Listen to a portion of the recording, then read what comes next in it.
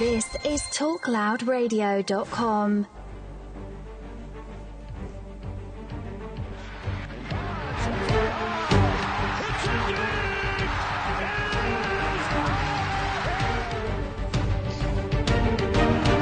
A deep one for the end zone. Balin is down there. Oh, he got it! He got it! He got it! Oh, a spectacular move by Michael Schultz. Big shot. Yes,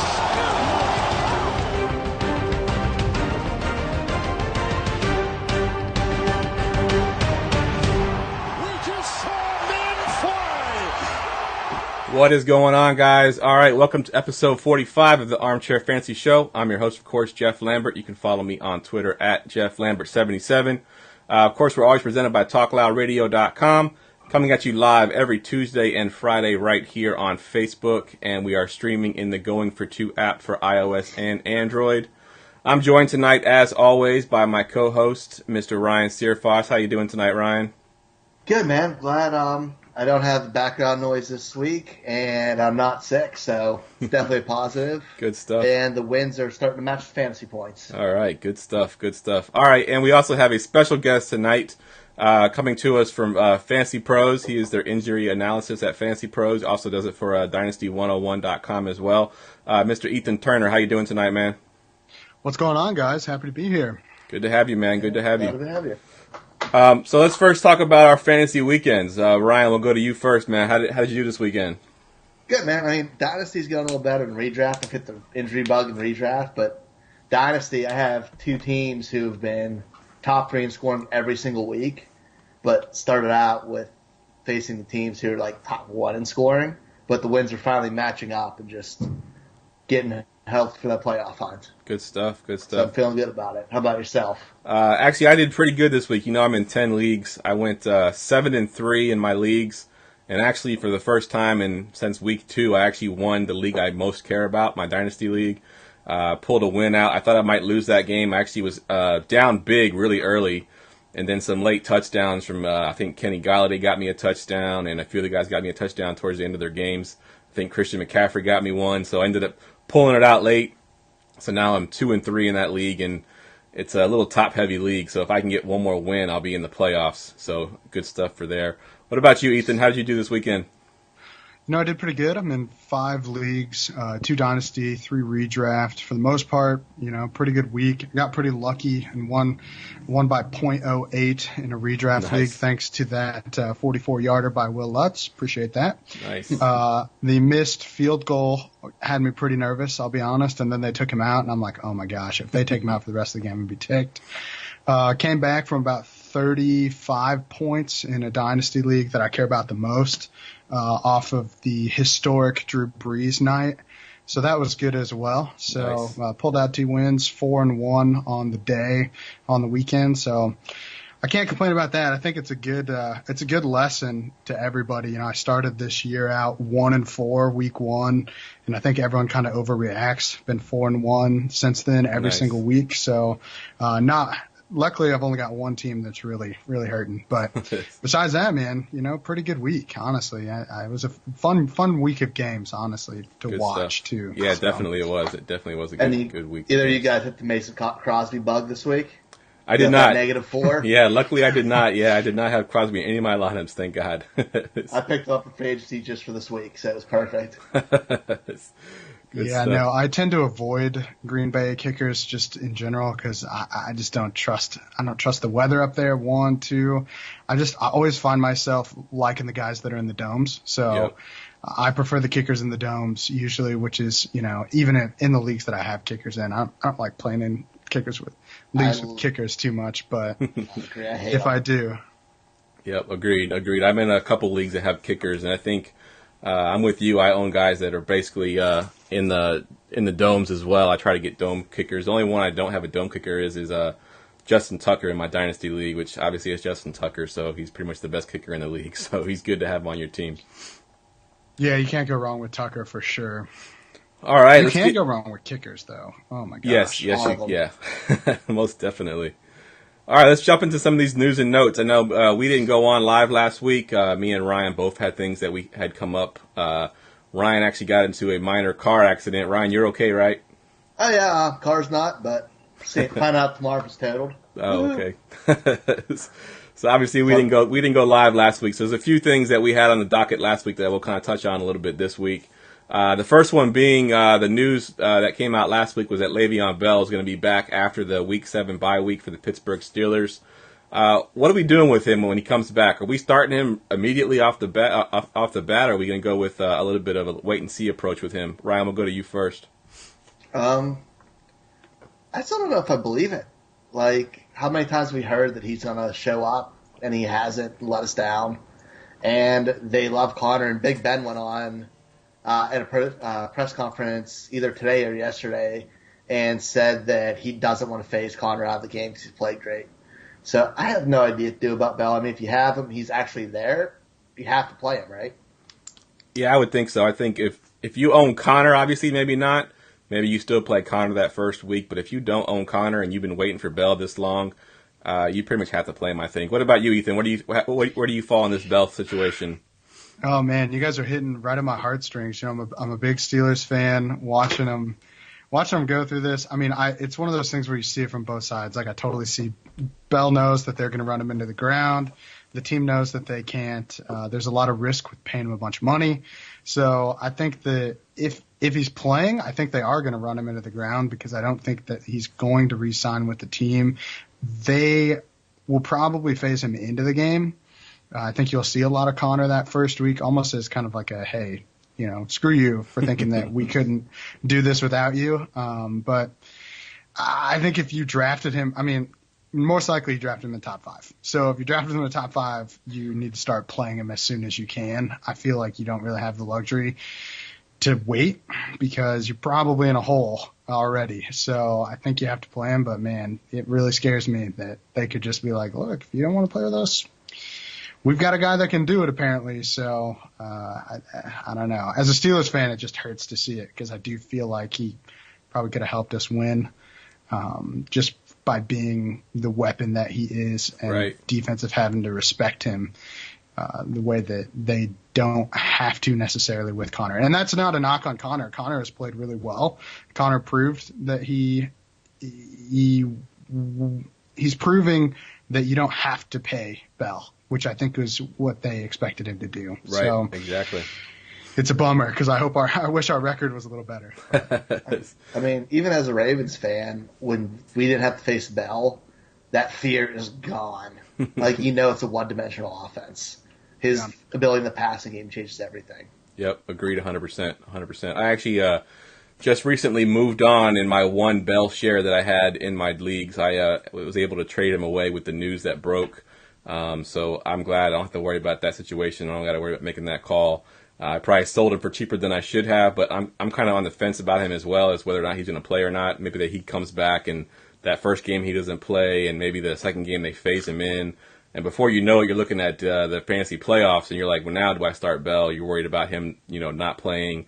If he has a bad start, do they put Connor in there? So it's something that I didn't want to worry about, so I dumped him out. I got, I believe, Jordan Howard and a receiver back for him. So I'm happy with that. My team is 1-4 in that league, so hopefully I can make a little bit of a comeback. All right. Next up, we got Ryan. What do you got on your next one here? We're sticking with the Steelers and Antonio Brown's little legal issues today, which were just absurd. So he threw furniture out the window and vases and almost out of a 14th story window, almost hit a kid. He's getting sued for that.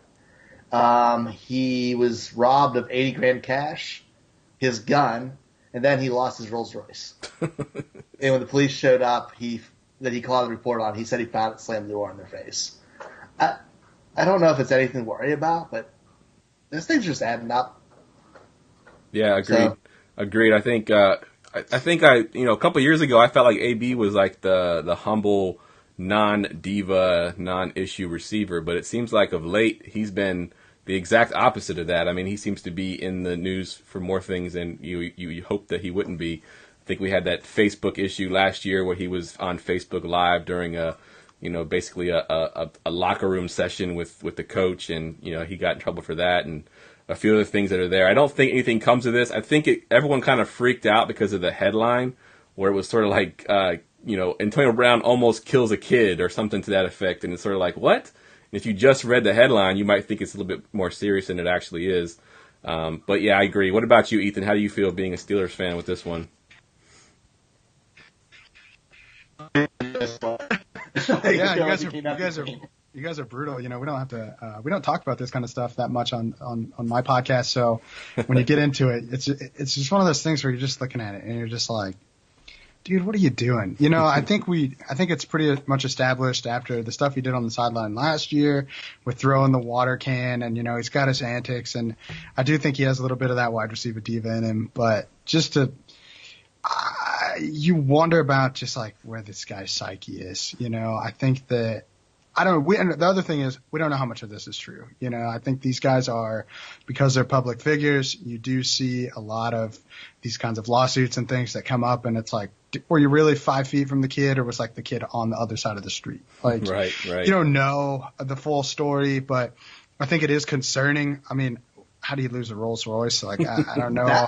That one blows my mind. You have to be more careful with your $80,000 in cash and guns. I don't have either of those things, so I can't really tell you much about proper security of those, but I imagine you should have a safe of some sort. But it's a distraction, and that's not what the Steelers need right now. We have enough of those, and I think that at some point, the team's going to have to take a look at this and go, hey, man, you need to freaking straighten this up, because we get it. You're probably the best wide receiver on the planet right now, but we have another pretty good wide receiver in Juju Smith-Schuster. We have a track record of drafting great wide receivers.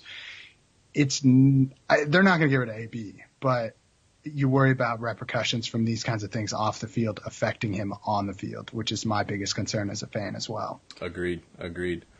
I like James Washington there, too, for the future, obviously. Right. Yeah, I love James Washington. I think he's a stud. Sure.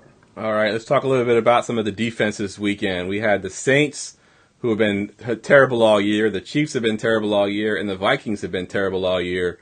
They all played defense this weekend. Is this going to be a trend, or is this just the one-off, the fluke? We'll go to you first, Ethan. Yeah, I would say the Chiefs is probably a trend. I think the Vikings are a trend too, really. The Vikings defense is better than what they've played so far. The Saints have me a little bit concerned. They played really well, and that was without Marshawn Lattimore, who's arguably their best defensive player. So I would say with the Chiefs, they're going to turn that around. I think that their offense really helps their defense a lot. They keep them off the field. The offense, Patrick Mahomes, what else can you say about that? This kid, he's come in, just lit it up. The Vikings, again, that's another offense that is just helping so much on the defensive side. And I think that, I guess the talent of those two teams, I believe in a little bit more than the talent of the Saints outside of Lattimore. I think you could argue any of these guys. Ryan, what do you think? Do you think these are trends, or do you think this is just a blip in the matrix? I think the Vikings are a trend. We came in, they have talent everywhere. It just wasn't clicking early. And like I said, it's early season, weird things happen. And I think the Saints, man, they were so good last year. The defense didn't really change. It just didn't perform. So I think I'd watch them maybe become a trend. I still don't know about the Chiefs. Their offense is ridiculous. And they played the Jags without Leonard Fournette. Yep. True. So, Bortles still put up 400 yards on them. True. This is my thought on it. I've been saying this kind of for the last couple of weeks, but the Saints' best defensive player just came back, and his name is Mark Ingram. He keeps them off the field. They run the ball. That defense isn't on the field as often. When they're scoring as fast as they've been scoring, that Saints defense does get tired out. They're not very deep. So I think with Mark Ingram back, if you look at it, all three of these teams have struggles with the running game. The Chiefs have a running game. They just don't use as much as they should with Kareem Hunt. And then you got the Vikings with Dalvin Cook being injured. I think that the running game actually helps all these teams. If they can run the ball, keep the defense fresh, it's a different game altogether. I think all of them this weekend, save for the Vikings, were able to run the ball. And I think that kind of helped their defense a little bit, especially with the Saints. I think Mark Ingram plays a big part in that Saints defense, believe it or not. Because like I said, they're not very deep, and they're not really the biggest physical guys. They get worn out if they can't get that little bit of rest, and I think Ingram gives that to them. So I think it's going to be with the Saints. I think we're going to look at a trend. I think they get that sort of vibe back. The Chiefs, I'm going fluke with the Chiefs. I have a friend that's a Chiefs fan, and he's been saying that they're going to be terrible all year.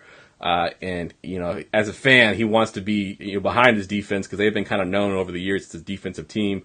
I just don't see them turning it around unless they suddenly, get Derek Thomas back on the sideline or something. And then the Vikings, I agree with Ryan. They got too much talent. They'll get it turned around. I think if they can find a running game somehow, some way, if Dalvin Cook can get healthy, that'll help. But I think the Vikings overall are a very good defense, and they'll get it turned around. Yeah, I mean, Chiefs will be getting their best defender back too, and Eric Berry, hopefully soon. This is true. All right, what we got next on the docket, Ryan? Next, we were going to hit a little bit more on Mark Ingram's return, more on its effect with Kamara. And are you guys panicking about Kamara yet? Because I know I'm not. Yeah, I'm not panicking about Kamara at all. I mean, I think if you watch that game on Monday night, you might be a little bit nervous because they did kind of go with Ingram a little bit more. And then they also had the vultured touchdown from, what's his name, Taysom. Vultured Taysom touchdown. Hill. Yeah, Taysom Hill took the vultured touchdown. So you kind of hate that too. And then the tight end that got the touchdown, I can't think of his name right now. Is it Hill for the Saints? They got the touchdown at the beginning of the game. Yeah. Yeah, it was Josh Hill on like the 1 yard line. Yeah, Josh Hill. So he kind of vultured a touchdown there as well. No one really had him getting a touchdown. So those usually would go to Kamara. I think Kamara will be fine. I think they'll find a way to get this balance back in there. Last year they did pretty well with it. I think Mark Ingram was 10th in the league in carries, while Ingram still had a great fantasy season with that happening. So they'll figure it out. What about you, Ethan? How do you feel about this dynamic? Yeah, I think it was a very concerted effort by the Saints this week to get Ingram back into the groove of things after he missed those first 4 weeks. I think that Breeze was calling him up a little bit more than he typically would in the red zone, especially. I think it's a fluke game. I think Kamara will be the one that typically carries the load with this team. I think it's going to be a lot of what you saw last year, where they both have a lot of value in fantasy as top 20 guys, even higher on certain weeks. I think it more just comes down to, this was a game where they wanted Ingram to be involved early, kind of get him in the groove, and then we're going to switch back a little bit to that Kamara usage as well. And I do think that it's concerning, because there were concerns before the season that Kamara's efficiency would not be the same, but I just think that he's going to end up with more volume by the end of the season, even with splitting time with Ingram. So it's a fluke. Go after him, I guess, if you can in fantasy, because I think Kamara is kind of a special talent at this point. Agreed. And I'm not going to go against that. So agreed, 100%. And people are giving up. I saw the craziest trades for him on Twitter today. What was the trade? Do you remember? Oh, God. It was like one was like Tyreek Hill. Someone was considering it.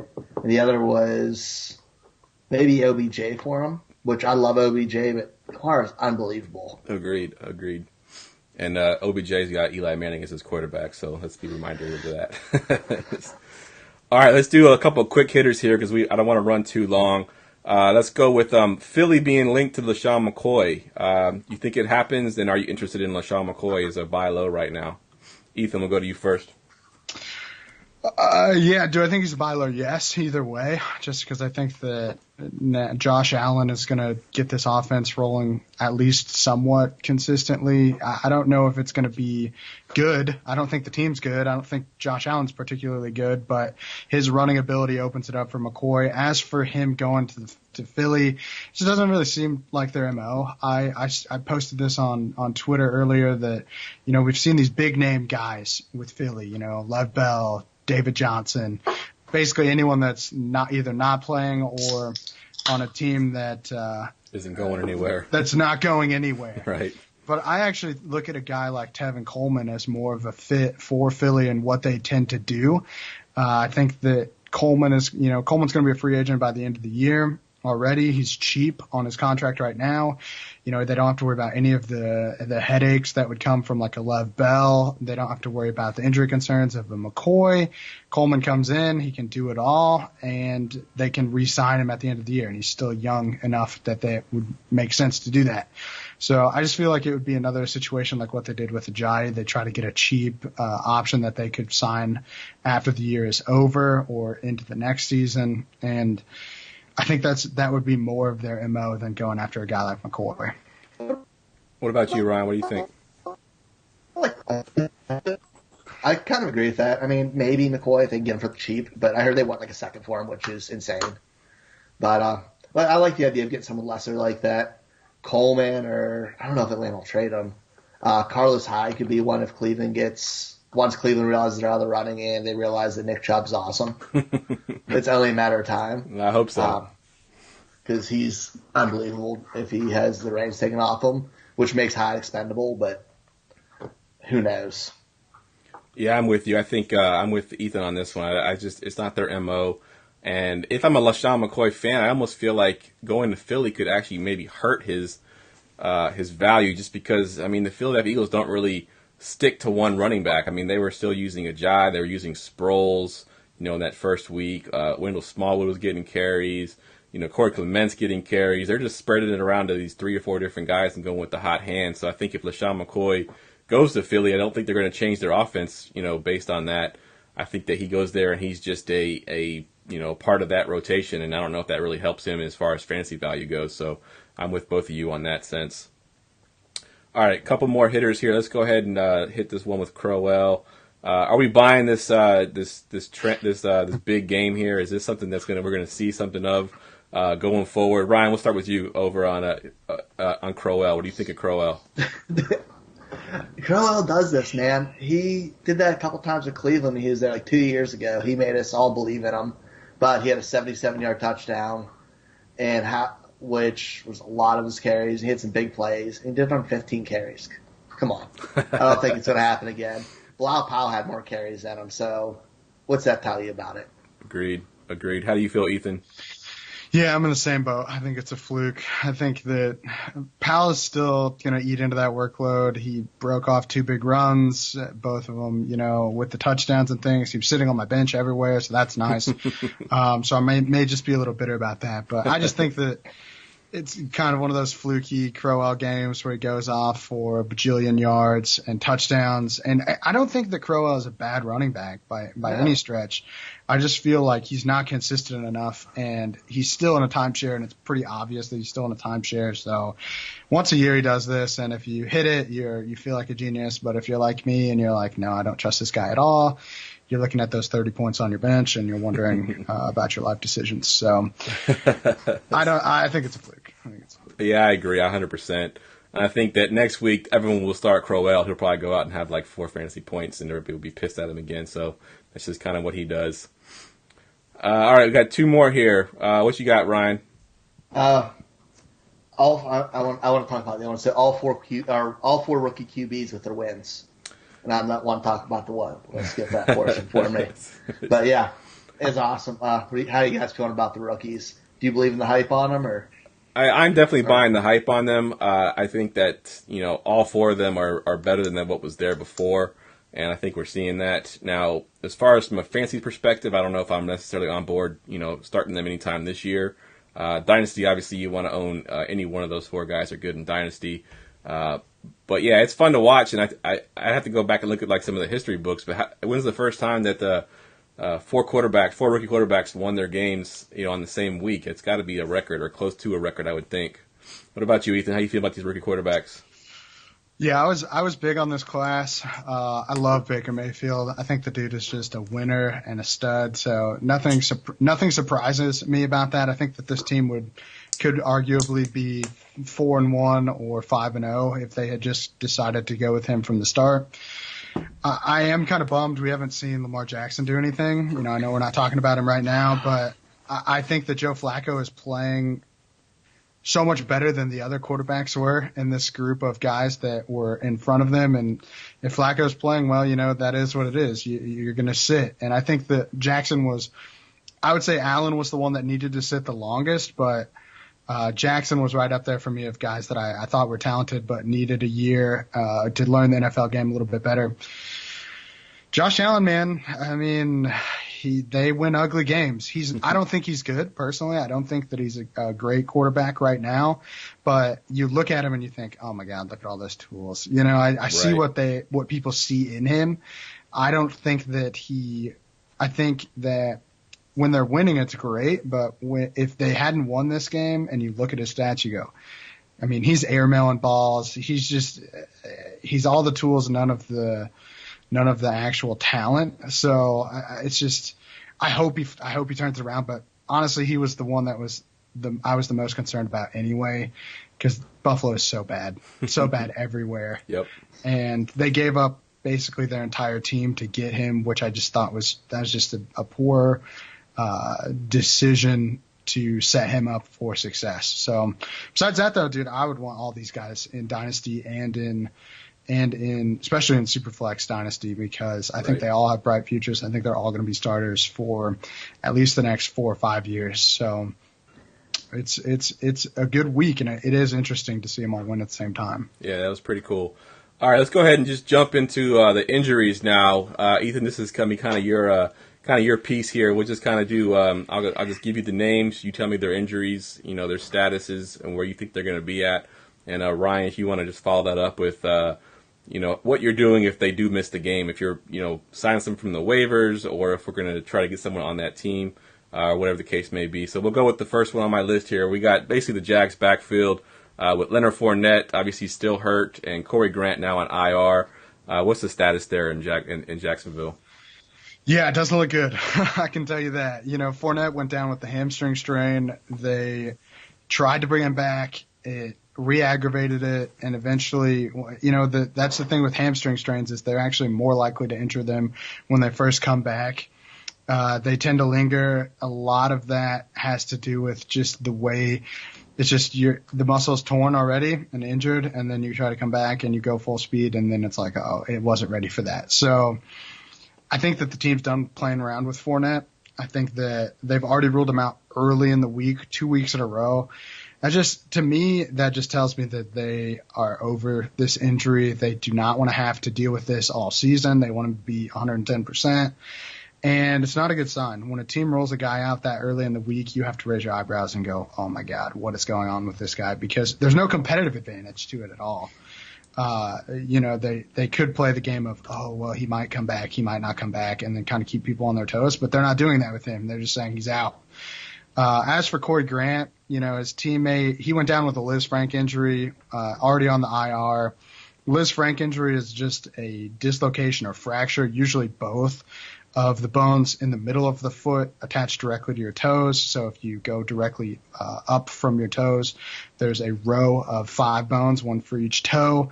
And those are the bones that are actually dislocated or fractured. And like I said, usually both.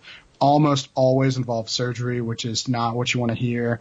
And the surgery is pretty brutal. They go in, they fixate the bones with screws and plates, and then 16 weeks later, they actually go back in and remove all that stuff. So it's actually two surgical procedures usually. And return to practicing takes about 20 weeks. Return to full participation is 25 weeks. So he's done for the year.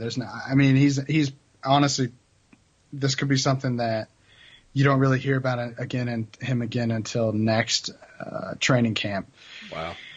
As far as them bringing in Jamal Charles, which you didn't mention, but they did sign him, it's a depth move. It's more of a Corey Grant replacement. I think that you have to go with TJ Yeldon. But Ryan, what do you think? Do you think Yeldon is kind of the guy to own for right now? I think so. Yeldon, he's done nothing but perform when he's there. He had 100 yards of offense this week. He's done it every week Fournette's been out. He's fantastic in the passing game. I agree with you. Jamal Charles is just a spell back. He's going to come in, maybe break a run off or two. I wouldn't play him ever. Really? I'm not going to play him, even if he's on the team. I'm probably not going to bother picking him up free agency yet. I might be wrong on that, but he wasn't on the team this long for a reason. Yep, agreed. Yeah, I think I saw a note where they were like, he's been waiting for the right situation. I think the situation is that someone actually called him to come sign for a team because I don't think he had that ability to pick and choose like maybe like a Des Bryant might have, as you know, if he was getting teams calling him. But yeah, I agree. I think that Yeldon's the guy you want to own, and that's pretty much it there. I don't think Jamal Charles is going to have any fantasy relevance whatsoever. But it is kind of cool to see Jamal Charles and Adrian Peterson still in the league. It's kind of go back to my one of my days of when I had actually owned both those guys in one of my leagues. It was kind of cool. But next one on the list I got here is Jay Ajayi going to IR. Of course, we got Corey Clement there's been dealing with injuries as well. Wendell Smallwood has been kind of carrying the load. What's going on there with Philadelphia? Yeah, Ajayi, this one's a bummer because he actually tore his ACL, ruptured his ACL, out for the season, going to IR.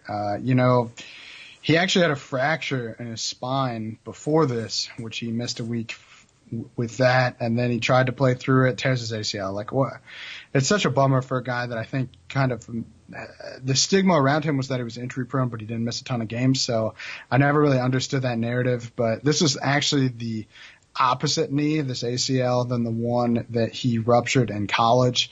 So it's a different knee. It's not a repeat injury, which was kind of the cause of the knee degeneration, bone on bone, things that went around when he got drafted was most likely due to the first ACL tear.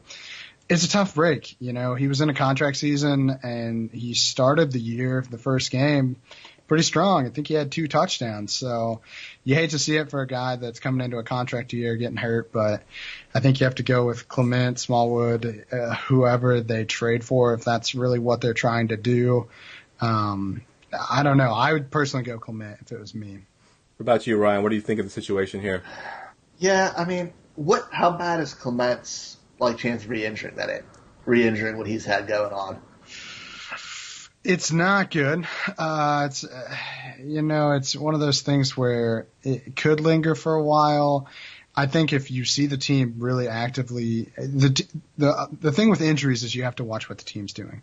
The team will tell you a lot, not necessarily about the player, but just about the player, like in what kind of moves they make. I think you have to look at. I think that they signed Josh Adams off the practice squad full time, so that could be related to Ajayi, but it also could be related to Clement. And now they're talking about trades, so it's not looking good for that backfield. As far as which one of these guys to own, it's up in the air. Smallwood's played well. It's just nothing good happening. Yeah, I mean, if it's probably going to be Smallwood now, I'm not going to spend a lot of fab on him, but I'd probably pick him up for a fill-in. I don't like Josh Adams. I did his rookie profile. I was not impressed by anything he did. He ran behind the best college offensive line I've ever seen. In Notre Dame, they were just killing it with Quentin Nelson and those guys. He just I could have got average 4K behind that line, and I'm old and slow. So I'm not buying that. I guess it'd be Smallwood. I like Clement. I like Clement a lot. I want him to be healthy. I want him to succeed. I've been a fan of his game, but I'm so scared of everything on that offense or on that running game for them now with them beat up. Agreed. I think if I had the option, I'm not playing any of those guys. I think in the short term, I want to own Smallwood. If I'm looking long term, then yeah, I think I'm going with Clement as long as he can get healthy. So, but situation to avoid, I think if you can avoid the situation, just don't play any of them. All right, so the next one we got is basically concussion based. Obviously, it's very hard to predict or even know what's going to happen with concussions. But we got Brandon Cooks and Cooper Kupp both out for the Rams. What are your thoughts on these two guys? Yeah, with Cooks, he took that big shot, really reminiscent of the one that he took in the Super Bowl. You see the posturing afterwards, which is just the way his arms kind of stick out and kind of hold themselves out there. That's not good. That's not good. When you see that, that's a pretty serious hit to the head. He had another concussion outside of the one on the Super Bowl last December. So now we're talking 3 concussions in the course of a year. Another not good sign for him. It's just all the data out there shows that with concussions, each one that you get, the next one is easier to get, and then the next one is also the symptoms last longer. So whereas before for the one in December, he got put on the concussion protocol on Wednesday, and then he was good on Sunday.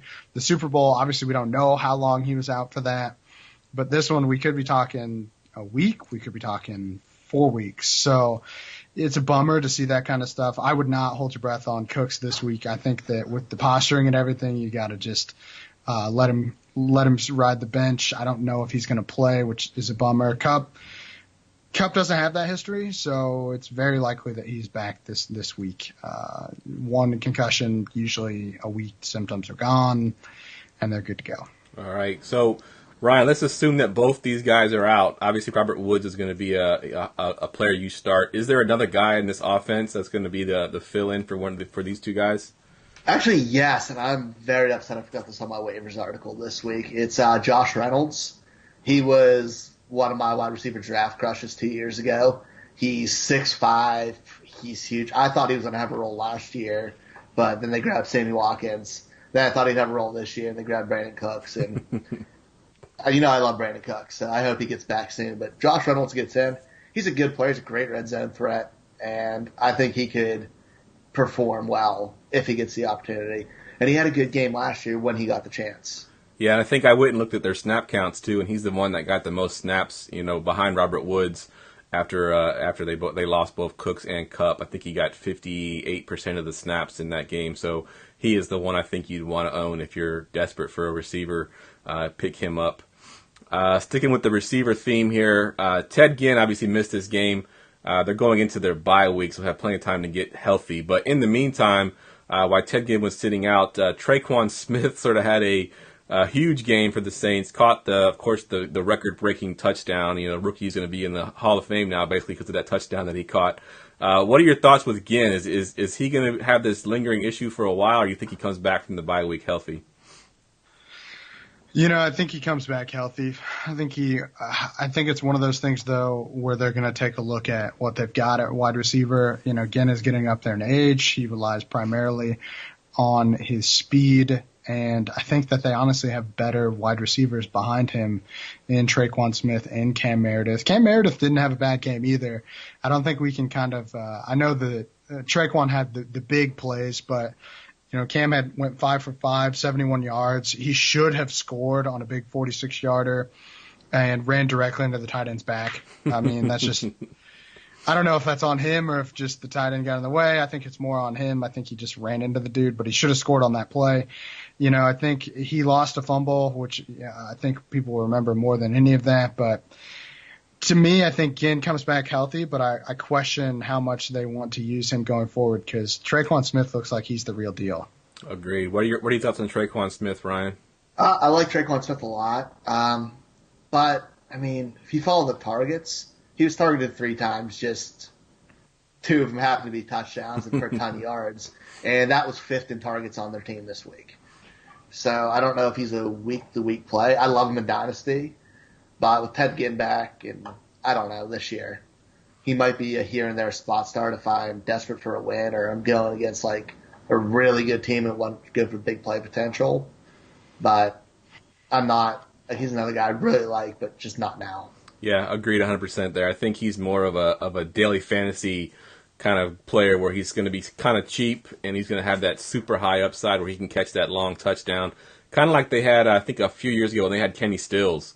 I think he was their 3rd receiver at the time, and he had those, huge long plays, but he'd go a game or 2 without catching a single pass. He's kind of in that role now where he's just the big play guy. So, yeah, I agree with that as well. All right, Austin Seferian-Jenkins, he wasn't doing a whole lot fantasy-wise. He was getting targeted quite a bit. He's now at IR. So talk a little bit about this tight end position here. What do we got going on in there? Yeah, so it's with Jenkins, he had a core injury. They're saying it's core muscle. Most likely it's a sports hernia. That's a pretty vague term too. So I just used a vague term to describe a vague term, which really isn't helping anybody. But sports hernia is just a muscle tear somewhere in the core or hip area. So it doesn't really tell us much again. But they put him on IR, which means he's likely having surgery on it. he should be able to return off of IR, which is, 8 weeks. And I think that you're looking at this tight end position as, who is it? I don't like Blake Bortles, but for whatever reason, that's really seems like the only guy you can throw to in the red zone. So I think really more than anything, it just opens up more targets for guys like Dede Westbrook, Dante Moncrief, Keelan Cole, who I really want to be a thing so bad. But it's like one week I'm like, oh my gosh, he's the next AB. And then the next week I'm like, what the heck? He didn't even get a target. So whoever Blake Bortles is throwing the ball to, it's the tight end position is just a touchdown upside at this point. If you're starting anybody from the Jags, you're just hoping that they get a touchdown thrown to them. You're not really expecting a huge day out of any of these guys. So yeah, that's like every tight end position. I know. Like the top 5. It's like, oh, just please give me the end zone. You all are terrible. Is there anybody here you want to own? I think Niles Paul is the next man up. Is he worth owning in any leagues? I mean, probably as a streamer, I guess. In matchups, he had 7 catches off 9 targets for 65 yards, which is just a normal tight end stat line. But he got the targets. But who knows from week to week basis? Bortles decides to like he says. With the receivers, Bortles decides to target random players every freaking game, and you never know where it's going to go. I don't know if it's their game planning or what it is, but he never makes you right. Definitely. All right, we're running way behind here, so let's hit these 2 guys at the same time. 2 more tight ends. Greg Olsen, likely to return here pretty soon, and then O.J. Howard. Looks like it's a 2 to 4 week kind of thing. Talk about these 2 tight ends real quick, Ethan. Yeah, Olsen, he had the Jones fracture last year, re-fractured it again this year. It's just the bone that attached to your little toe. You fracture it, it's incredibly painful. They took a weird route with not getting a second surgery. It's pretty common for them to have a second surgery. I think Olsen is planning on retiring after this year. I think this is his last hurrah moment where he's trying to come back. There is all of the data out there shows that if you come back before 10 weeks after refracture, your production goes down by around 50%. So you're probably going to have to start him because the tight end apocalypse of this early season, everybody's hurt. Like you mentioned, O.J. Howard, MCL sprain, same thing that Evan Ingram is dealing with. So that's just another tight end that's hurt. Ingram's planning on coming back. O.J., you're probably looking at 2 to 4 weeks. But I question with O.J. what he's coming back to. Cameron Brate is Jameis Winston's main squeeze, so you question what the usage is. And O.J. was a big play upside tight end streamer every week anyway. So now with Brate and Winston having their little love fest, I don't know what Howard is really coming back to. Obviously, you want to own him in Dynasty because I think he's really, really good, but for this year, I don't know what he's going to come back to and what he's going to be worth. Definitely. All right, so the 2 guys we got there are going to be Cameron Brate and Ian Thomas. Are you going to own either of those guys, Ryan, you think? Brate, yes. Thomas, no. I mean, I don't trust Carolina's offense other than Cam, even though I don't trust anything else in McCaffrey, obviously. But now I'm skipping on him. Brate, like he said, I agree with everything he said about Brate and Winston. Fair enough. So if you're an O.J. Howard owner, we got to own Brate. All right, we're going to take a quick break here. Like I said, we're running a little bit behind. I want to get to all these injuries, and then we'll get to a couple of the stuff for next week. But let's take a quick commercial break here, and when we come back, we'll finish up the injuries and then get into week 6. Fantasy football. It's not just a social interaction anymore. Today's manager plays to win, and the difference between winning and losing is so small, a manager will do whatever it takes to get an edge. Yet the other sites offer the same content at an extremely high cost. It's time to get away from the old and step into the future of fantasy stats. This is StatRoute. StatRoute allows you to find any data set for any player or team in 7 seconds or less, all on a simple, easy-to-use application. Want to see which running back performed best in the snow last season? How about the past 5 seasons? And in the fourth quarter? Or maybe you're unsure of which quarterback to start for the upcoming week. With our Stats IP technology, you can now quickly see how Matt Stafford has performed in the rain, during the second half of the season, in New York, compared with how Russell Wilson has played during primetime games. At home versus the Rams' new defensive coordinator, Wade Phillips. At StatRoute, it's our mission to deliver state-of-the-art technology guaranteed to keep you ahead of the curve. So, whether you're a casual football fan, a weekly fantasy trash talker, or a DFS hustler, we've got you covered. Welcome to the new standard for stats delivery. We are StatRoute. Take back your league.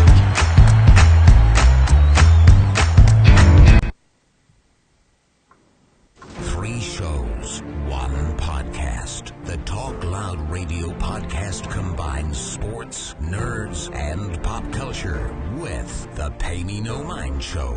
Just down-to-earth sports and entertainment. The Clash of the Nerds Let's Podcast Show. The latest movies and video games with a dash of comedy. And the Armchair Fantasy Show. 8. Sleep Fantasy Sports. Find Talk Loud Radio on all the major podcast services like iTunes and Stitcher at talkloudradio.com and streaming on the Going for Two app for iOS and Android. Talk Loud Radio, where sports, nerds, and pop culture collide.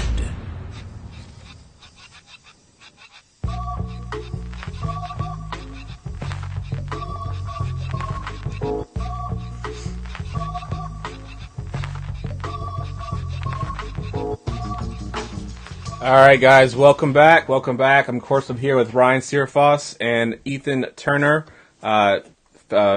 injury analyst for fantasypros.com. Of course, you can always find us on every major podcast network. After the show is done, I post it to iTunes, Stitcher, Google Play Music. We can also find us on YouTube if you want to watch the video. And now the videos are actually up on the Going for Two app as well. So if you want to watch our beautiful faces on your phone, you can get us on the app as well.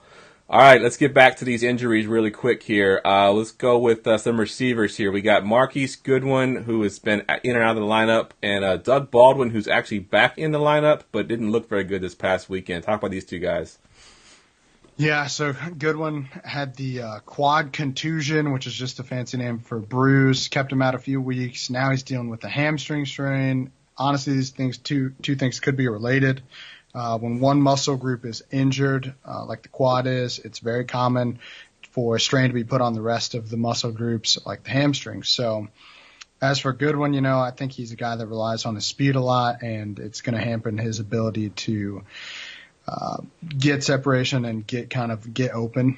And I think that's kind of what we're dealing with Doug Baldwin right now, too. He had the knee injury in the preseason, kept him out most of the preseason, re-aggravated it when the season started. He hasn't really been healthy at all this year. And I think that while he isn't being used well yet, I do think that when the targets start heading his way, you'll see that team needs him to be healthy. And I think that's what you're going to see. I just think that right now he's not at 100%. He's not getting the separation that he needs to get to produce on the football field. So both these guys are going to be hampered for at least a couple more weeks. I'm not sure if I feel comfortable starting either of them. Agreed 100%. Now, the two guys there that have kind of benefited so far, obviously Tyler Lockett for the Seahawks, and with C.J. Beathard back in the lineup, his favorite target last year besides the running backs was Trent Taylor, who had a pretty decent game this past week. Are either of these two guys guys you want moving forward, Ryan?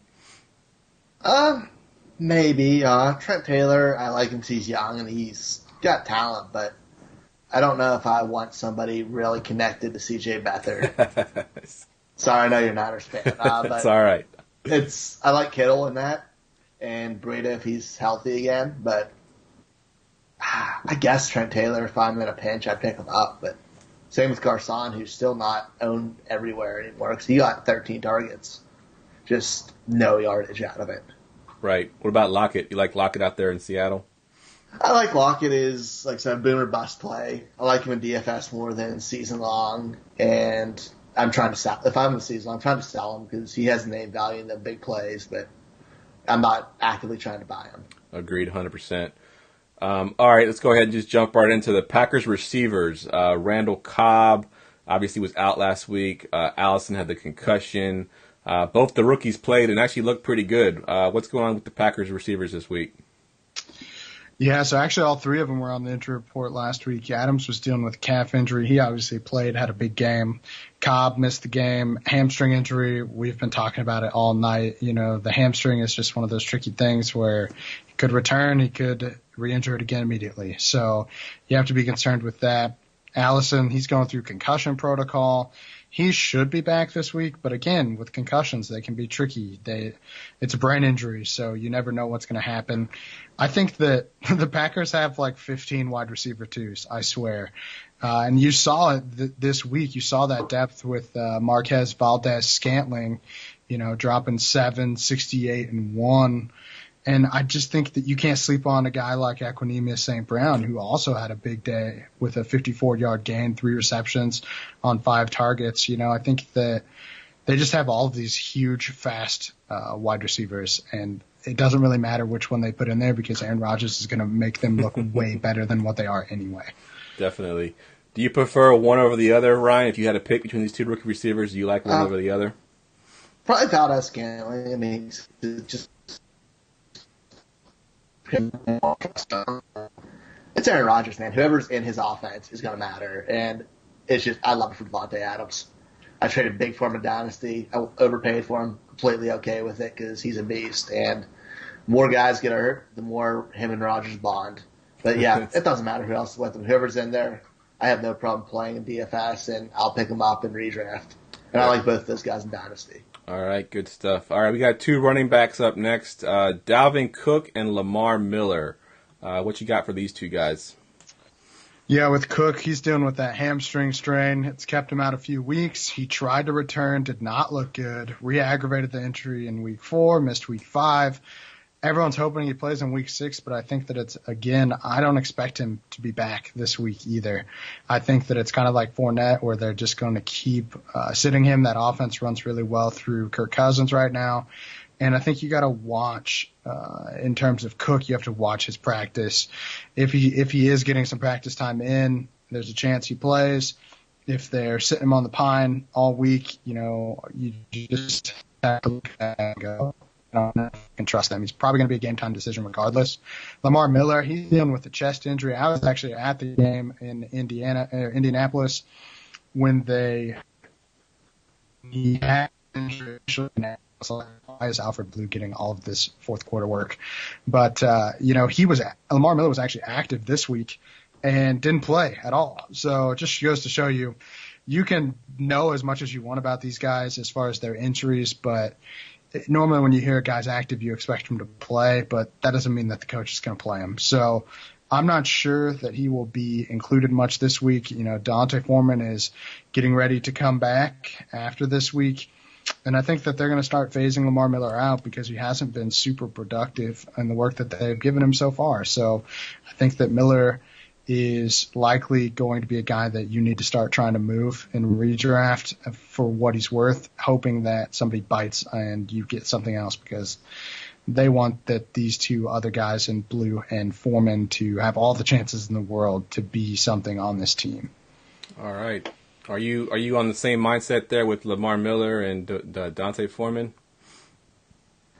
Yeah. I'm just trying to get rid of all of them. I mean, Alfred Blue is probably going to be one of my higher free agent pickups this week, and it's gross to say because it's Alfred Blue. But he got the volume. He got more volume than we've seen Lamar Miller get this year. He caught 8 passes, ran the ball 20 times. So they want to use it. And I like him there. I'm not a Dante Foreman guy. I don't think he's that good. I might bite my tongue on that, but if I have him and I stash him, selling him. I just think he's an average. He's just another big back, kind of like what Derrick Henry is, but not as good. All right, good but stuff. That's just personal opinion on him. Yeah, I will actually. Can I add to that real quick? Because Foreman is coming off that Achilles injury. I agree. I'm not saying that I think he's good. I just think that they're going to give him the chance to be good. There is a lot of research that goes out there that once they pop an Achilles, their careers tend to go downhill. They're not as productive as they were before. Rarely do they get back to the same in years. I mean, we're talking calf weakness up to 10 years after the injury. So I'm not buying Foreman in Dynasty, but I would sure be selling him right now if I could, because you can't trust a guy coming off an Achilles tear ever. It's just one of those injuries you don't want to trust. All right, good stuff. I apologize, too, to the listeners. We're having a couple connection issues there. I'm trying to get them fixed as we kind of move through here. So if you lost any of that, hopefully it came through on the audio. You can catch it after the show.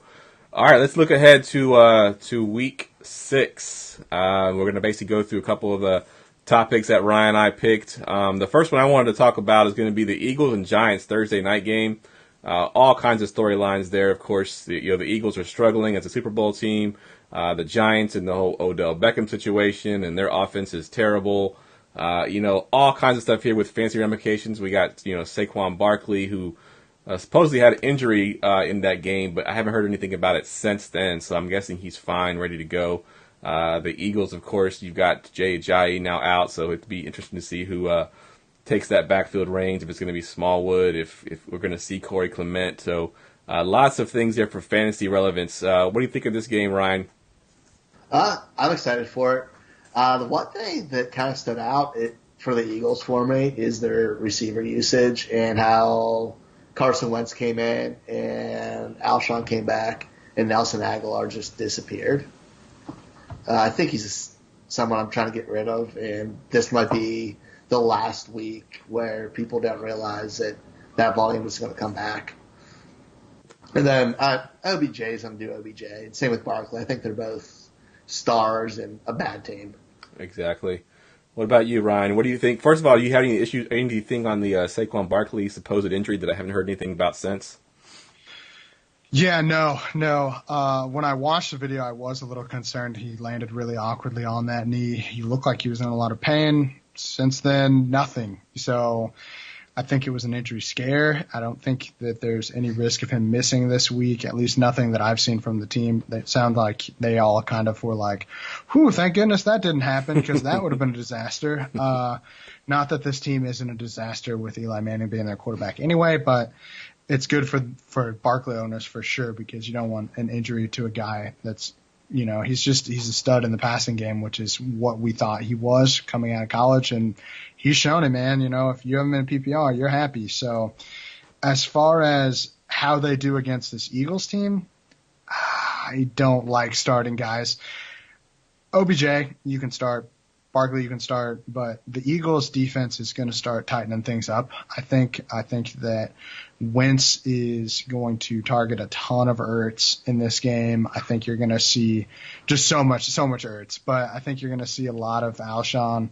And I think Aguilar is one of those guys that he really needs to show it this week, like Ryan said, because we're reaching that point where it's like, hey, man, if you're not going to produce on the field, I can't keep you on my team. So I think that the running backs, it's kind of a we'll see game. We'll see which one of these guys you want, but for right now, I'm not starting any of them with any confidence. What about Evan Ingram coming back? Are you plugging him in, or are you going to go somewhere else with him?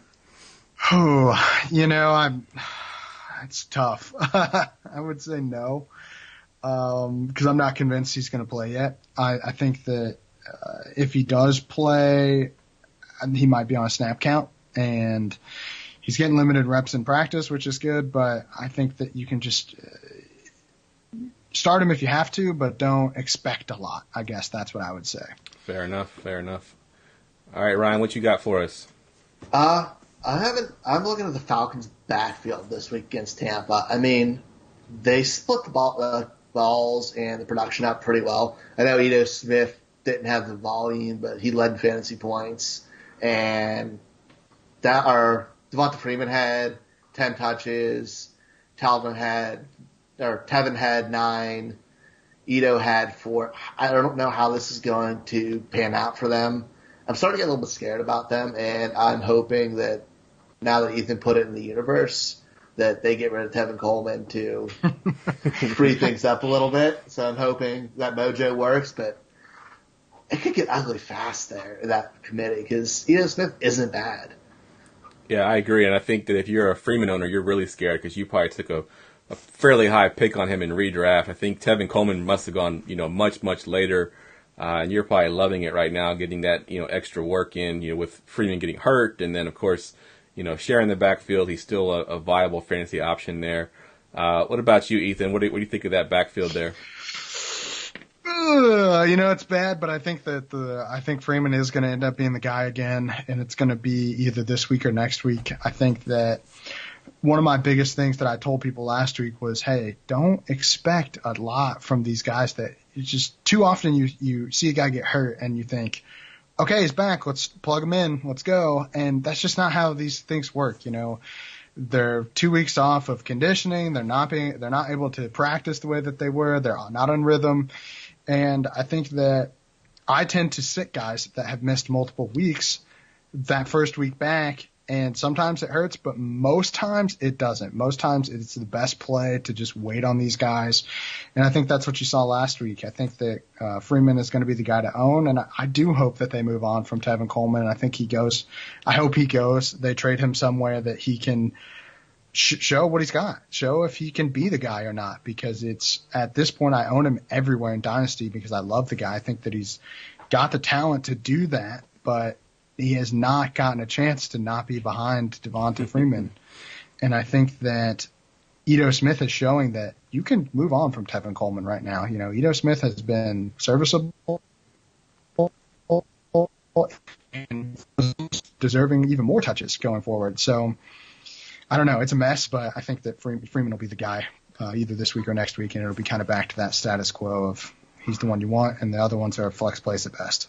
Yeah, I agree, and I think that I believe correct me if I'm wrong, but I think Tevin Coleman's in a contract year as well. So if if they're going to move him, now's the time to move him to get something back from him. And if Ito's on his rookie contract still, they're going to have him for a few more years. He can basically replace Devonta Freeman when he finally slows down. So I agree. I think if they can move Coleman. As a Coleman owner, you're going to be super excited about that no matter where he goes because at least he'll get the lead back position. So yeah, I agree with that whole thing there. And I think if I have to start one, it's still Freeman, but I don't feel good about it. So that backfield, if you can avoid it, definitely avoid it. Coleman's going to be this offseason's McKinnon, because that big contract. Right, I agree. And everybody's going to want him in Dynasty and selling for super high. Can't wait. All right, good stuff. All right, the next one I got up here is the return of Jameis Winston. Of course, we were kind of debating whether or not he would actually start this week or not. With the way Fitz started off the season, then he had that dud where he got pulled and Winston came in. Winston didn't light it up, but he played pretty decently. He's back. I think if you're a Mike Evans owner, you might actually be encouraged by this because Winston, in the past has targeted Mike Evans quite a bit. Evans last year had a down year, but if you look at his numbers, I think he was like the third or fourth or maybe even the fifth, most targeted in the red zone. He had the worst catch percentage in the red zone because Winston just couldn't hook up with him or not. But I think that the return of Jameis Winston helps Mike Evans. I think it helps Cameron Brate.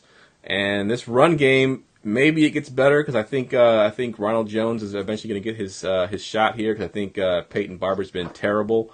I know Ryan was a big Ronald Jones guy in the preseason, so maybe he finally gets his shot. It can't be much worse than Peyton Barber, right? Ryan, go ahead. He's looking like my second biggest miss of the offseason, Ronald Jones. But I still have faith because he's a rookie and I don't count them out yet. But I'm excited to see Winston back. He can sling it. He was beat up last year. And like you said, playing while injured and coming off of missed games, that affects a lot. And when he was healthy at the end of the year, he lit it up. So hopefully he comes back and shows us why he's first overall pick. Agreed. Ethan, how do you feel about Winston coming back?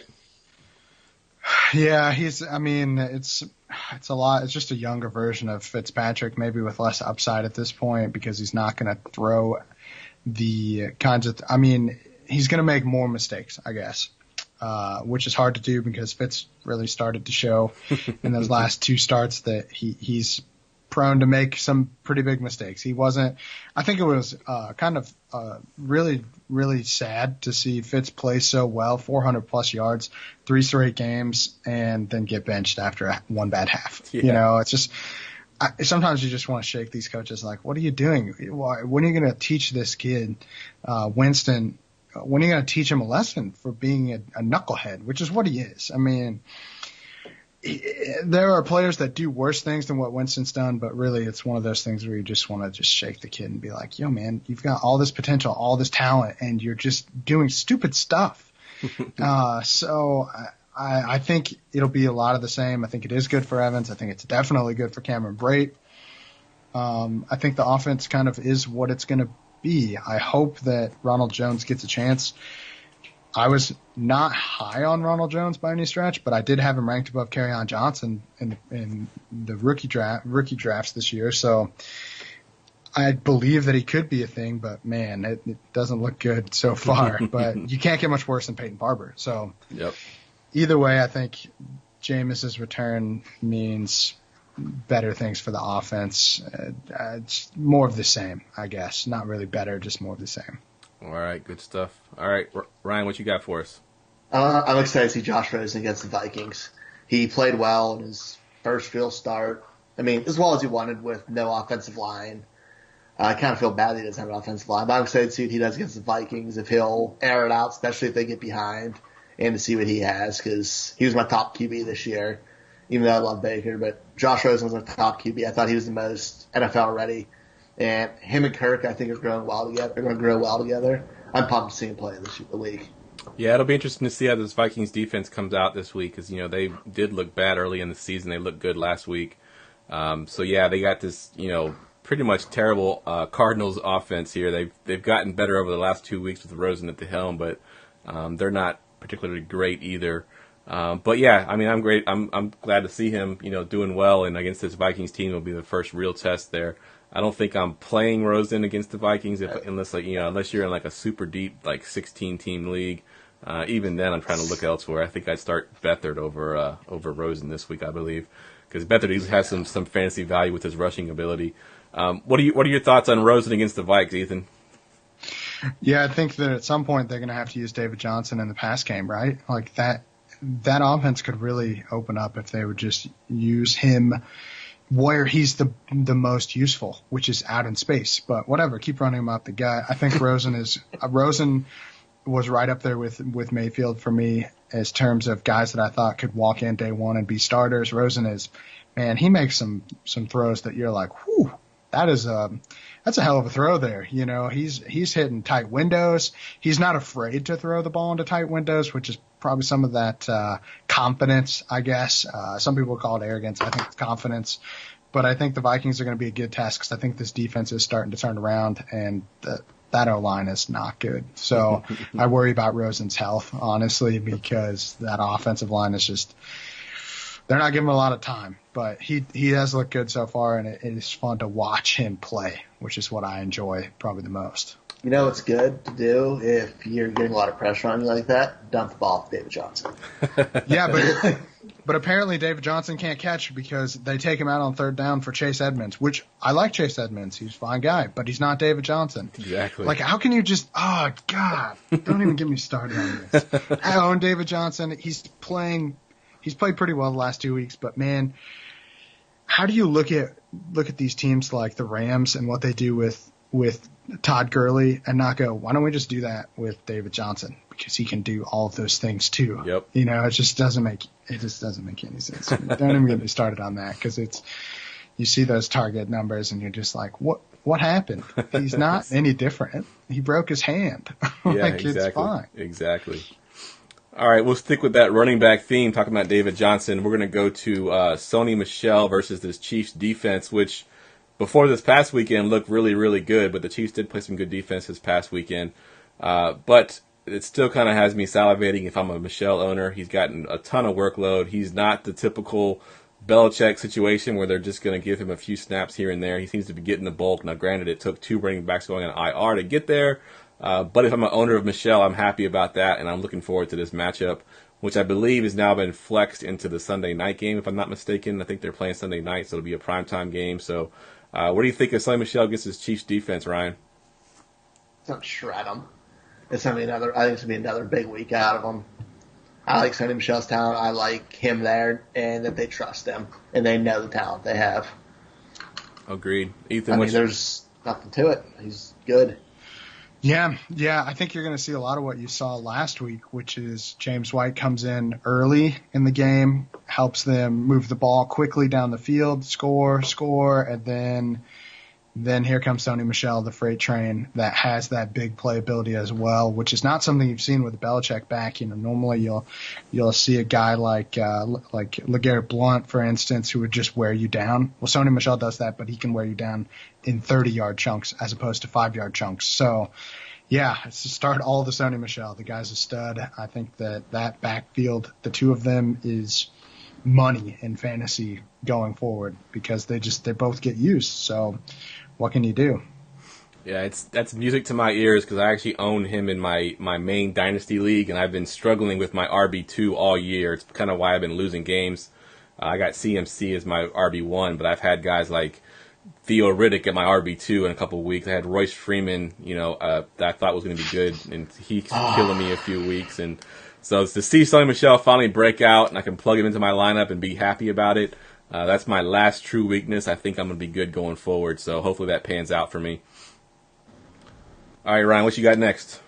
I want to see what D-Hop's going to do. I know D-Hop's D-Hop, but the Bills' defense is surprisingly good, and Tre'Davious White has been locked down on the top receivers. I'm obviously going to play him, but he might be knocked down a little bit in my rankings. I might not be like a DFS guy for me. Yeah, who I'm leaning towards. But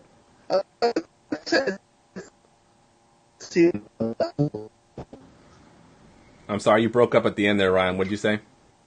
I said I'm looking forward to seeing what they're going to do against one of the best receivers in the league, the way they've been covering and locking down basically everybody. Yeah, I kind of learned that the hard way this past week. I started Corey Davis in my Dynasty League and expecting him to have a game like he did the week before, and he wasn't terrible, but he wasn't what I hoped he would be either. So that's a good call there. That's a good matchup to watch. And, you don't really think of the Bills as being a good defense, but that cornerback is definitely good. What do you think about this matchup here, Ethan?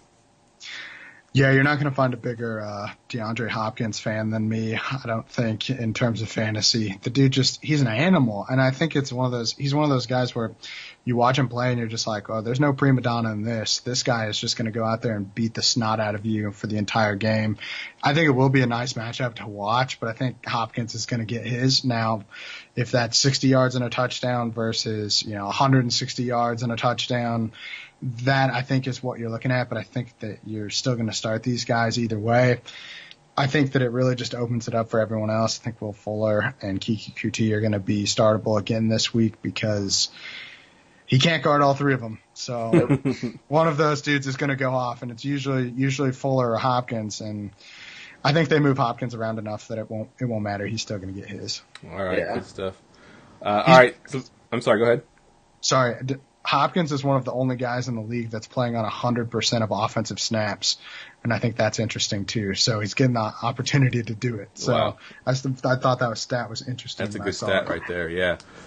Before I get into my next topic, we did have a question on Facebook. We're not going to get to our 2-minute warning tonight, so we'll go ahead and answer this question here.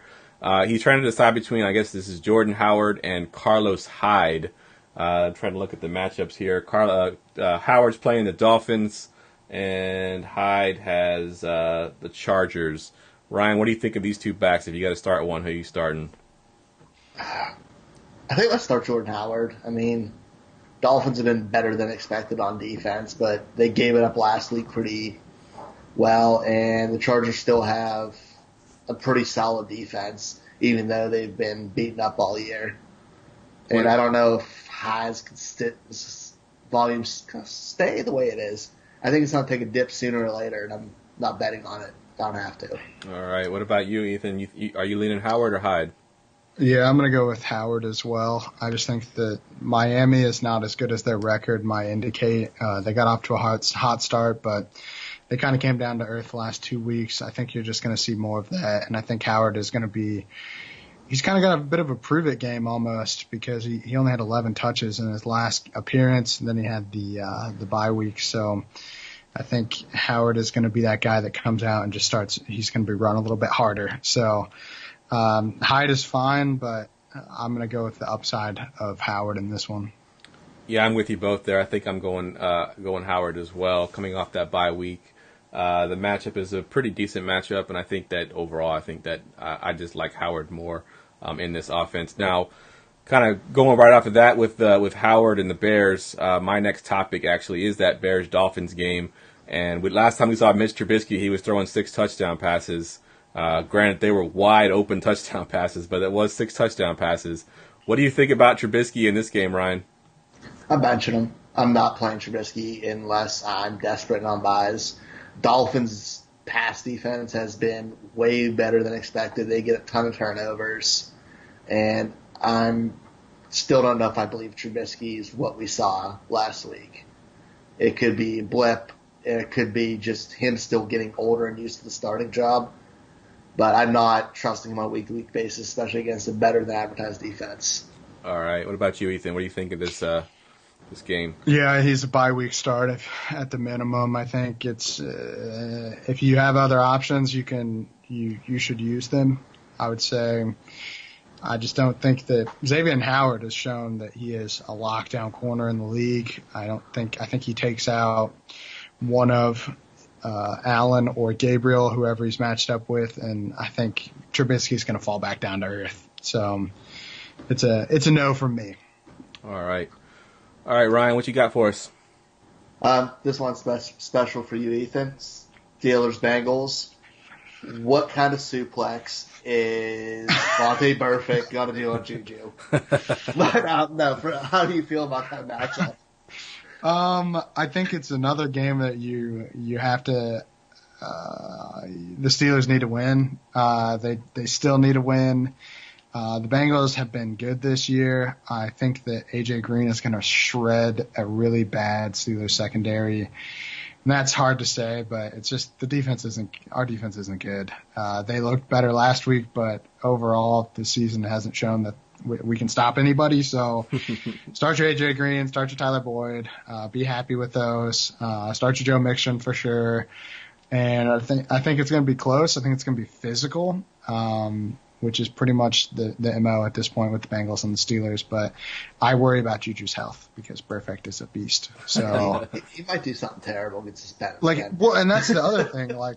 Like other guys, you'd be like, oh, he's probably going to get a shot on him, but Burfict may just shank him. You don't know what's going to happen with Burfict. He's a bad dude. So so I live in Pittsburgh. Obviously not a fan, but I live there. If you go down to the Strip District, the most sold T-shirt is the T-shirt of Juju standing over Vontae Burfict.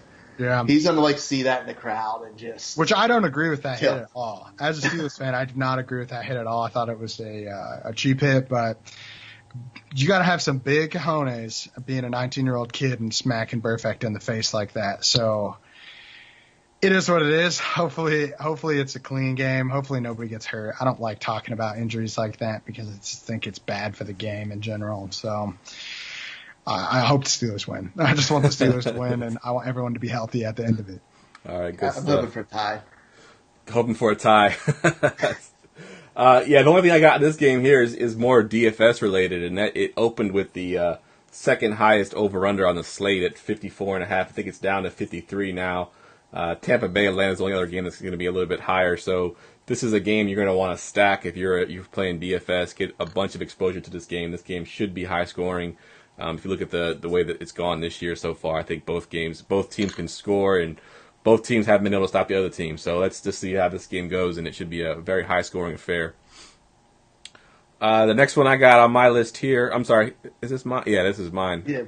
Yeah, you're up. Skip that number 9 anyways. All right. We already hit it. We already hit it. All right, so 49ers Packers. I'm going to talk about them because obviously I'm a fan, but I think that there is some fancy value to be had in this game. I mentioned Beathard earlier. I know he's not a great NFL quarterback, but he has proven so far that he can be a good fantasy quarterback. He has the rushing upside. He's a dink and dunk kind of master. Racks up a bunch of yards. Unfortunately, he gets those turnovers that kill you. But if you're in a pinch, and if you own Drew Brees, who's on a bye, or who else is on a bye? I forgot the other team was on a bye this week. And Lions. The Lions are on a bye as well. Stafford, so if you own Matthew Stafford, I think Beathard isn't a terrible bye week fill-in quarterback. If you need a quarterback, he has that running upside. And I think that the 49ers Packers games have typically been a pretty good close game. So it should be another one of those. Even I think that we're a little overmatched. But overall, I think this would be a good game. What about you, Ryan? What do you think of this game? I don't think the 49ers – I think there's going to be a lot of fantasy points because I think 49ers may be playing from behind a little bit. But like I said, Packers' defense is kind of trash, and they both are going to throw the ball. I think Kittle will kill it. And I think Beathard is a nice streamer this week. All right. So, yeah, I agree with most of that. I want to see how the receivers are going to work out there in San Fran, though. Yeah, it's a little ugly right now. I know Pettis has been ruled out. Goodwin's, dealing with injuries. They don't have too much left behind that, so it's going to be a little interesting. Ethan, what do you think of this game as a fantasy standpoint? Yeah, I think it's good for both teams. I think Green Bay is dealing with some injuries in their secondary, so Beathard has actually been deceptively okay, I guess. I didn't expect him to be worth a fill-in flyer at all.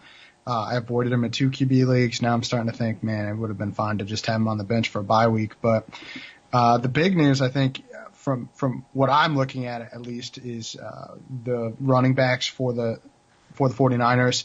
Breida got rolled up his ankle. It's a lot more serious than they're making it out to be. I don't expect him to play this week, which means you got an Alfred Morris week, which is what you have to love for fantasy. Alfred Morris always finding a way to just eat volume and barely produce reasonable fantasy weeks. But he's the only guy in town. They've showed last week that they're not completely afraid to throw the ball to him. So he could be a perfectly fine flex option if you've got, Kerryon Johnson or one of these other. Morris wouldn't be a bad pickup for a spot start here. Because like I said, I don't expect Breida to be back.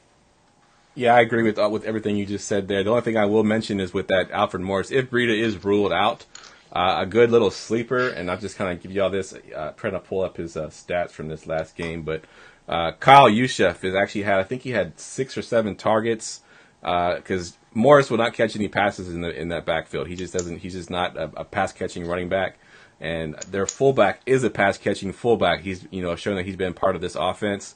And if Breida is ruled out, I can see him getting enough volume in a PPR league to be worth a spot start. Because Beathard last year, as far as targets to running backs, actually led the league in targets to running backs last year. Like I said, he's a dink and dunk kind of guy, and he seems to have that rapport with Juszczyk. So I think that might be a good spot start fill-in if you need somebody.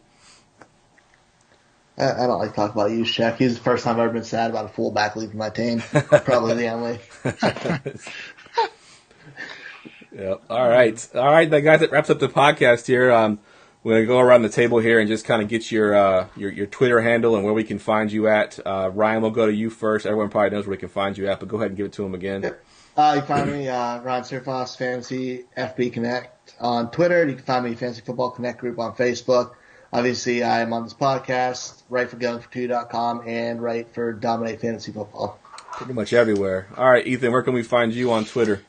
Yes, I'm on Twitter at eTurnerFF_PT. Typically doing injury stuff. I write for Fantasy Pros, Dynasty101.com. I haven't done a lot of writing in season because I'm a full-time PT student, but I do a podcast weekly with some guys over at Locked On Fantasy Football 24/7. We do a daily show, 30 minutes. I do 2 injury updates every week, one on Tuesday's show, one on Thursday's show. Right now I'm rolling at about a 90% clip in terms of accuracy on 50-50 guys that are injured. So if I say they're out, there's a pretty good chance that they're not going to play, which is obviously a huge advantage on a Thursday night show heading into Sunday. So make sure you check out the podcast and you can see me there. All right, good stuff. Of course, I'm Jeff Lambert. You can follow me on Twitter at JeffLambert77. You can find the show pretty much everywhere, iTunes, Stitcher. We're on YouTube. You can go to goingfor2.com. You can go to talkloudradio.com. You can get the app downloaded. It's free for iOS and Android. We're there as well. With that, that's a wrap, and have a good week. Yeah, thanks.